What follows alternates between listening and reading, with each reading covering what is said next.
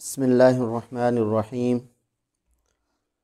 ترمذی شریف اور ابن ماجہ میں یہ حدیث درج ہے۔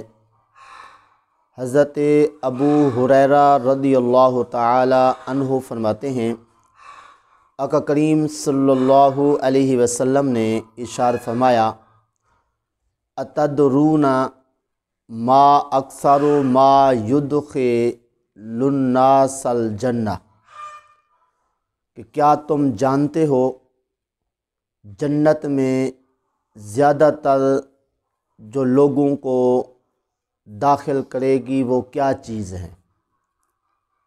پھر خود ہی جواب ارشاد فرمایا، تقوی اللہ و حسن الخلق، اللہ تعالیٰ سے ڈرنا اور اچھے اخلاق۔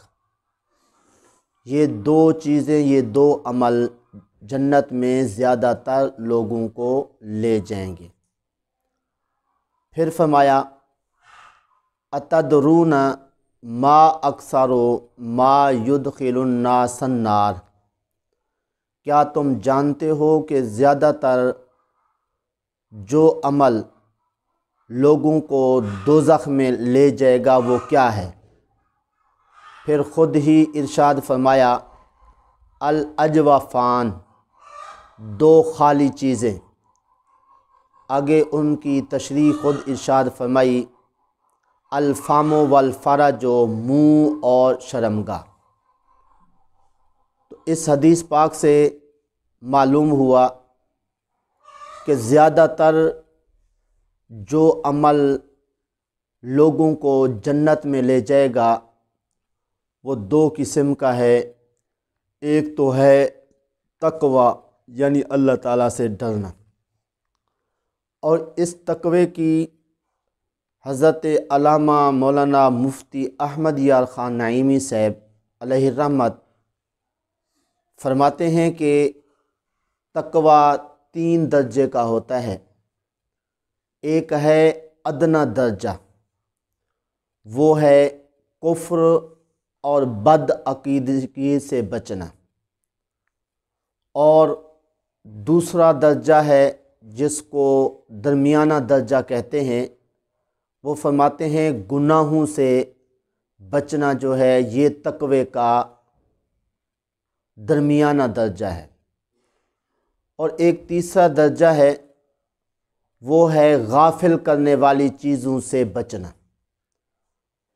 تو جو بھی چیزیں بندے کو غافل کر دیں ان سے بچنا، چونکہ یہ تقوی ہے تو بچنے والا یوں سمجھیں کہ وہ اللہ تعالیٰ سے ڈرتا ہے۔ اب غافل کرنے والی چیزیں کیا ہو سکتی ہیں؟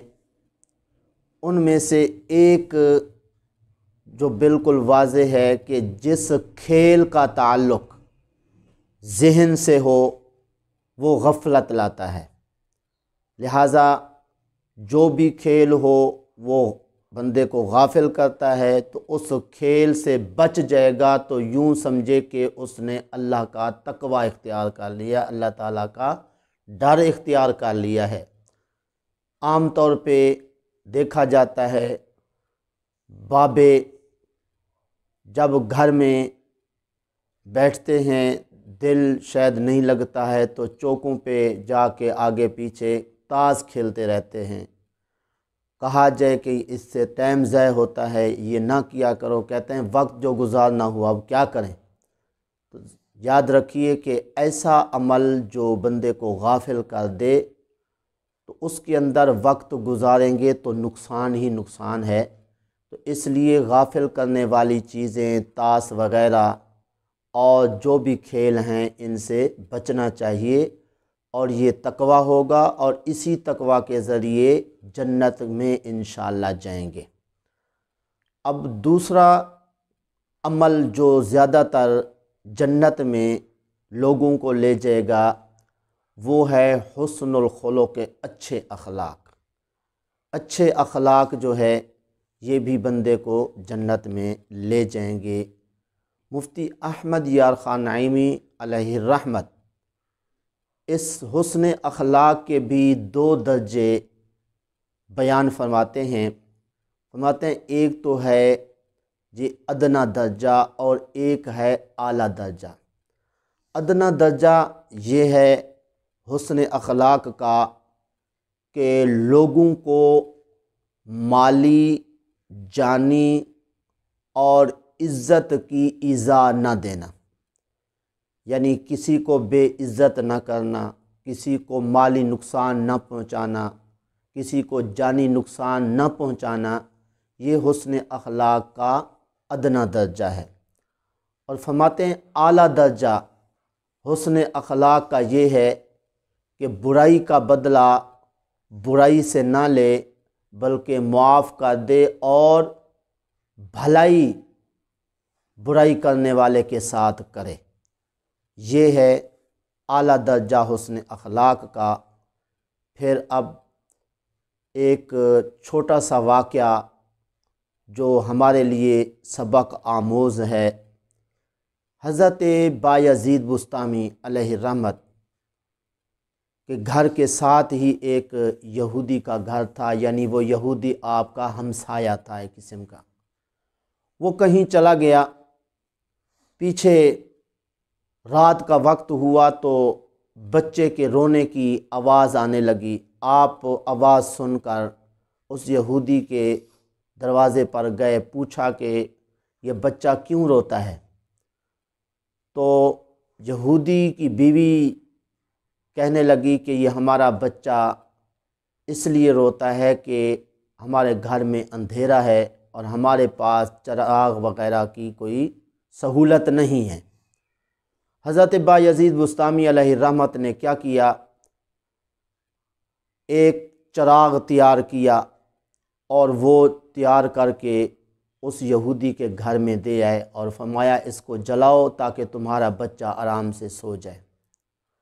تو جب تک وہ یہودی نہیں آیا روزانہ آپ چراغ تیار کر کے اس یہودی کے گھر میں دیتے رہے۔ جب یہودی آیا اپنی بیوی سے پوچھا میرے پیچھے تمہارا گزر اوقات کیسے ہوا؟ تو اس نے بتایا کہ ہمارا بچہ روتا تھا، ہمارا ساتھ ہمسایہ جو ہے بایزید بسطامی اس نے چراغ کا انتظام کر کے دیا تو اس طرح ہمارا بچہ سکون سے سوتا رہا۔ اب ذرا اس حسن اخلاق کا انجام دیکھیے کیا ہوا۔ اس یہودی نے کہا اچھا بایزید بسطامی کا چراغ ہمارے گھر میں آیا، اب اگر ان کا چراغ ہمارے گھر میں آیا تو پھر ہمارا دل کا چراغ بھی اب روشن ہونا چاہیے اور ہمارے دل کے اندر بھی کوئی اندھیرا نہیں ہونا چاہیے، چلو سارے چل کے ان کے ہاتھ پہ مسلمان ہوتے ہیں۔ تو وہ گھر کے جتنے افراد تھے بایزید بسطامی علیہ رحمت کے ہاتھ پر جا کے مسلمان ہو گئے۔ تو اس لیے اگر حسن اخلاق سے پیش آئیں گے تو انشاءاللہ حسن اخلاق کے ذریعے جنت میں داخلہ بھی ہوگا اور دنیا و آخرت میں عزت بھی ملے گی۔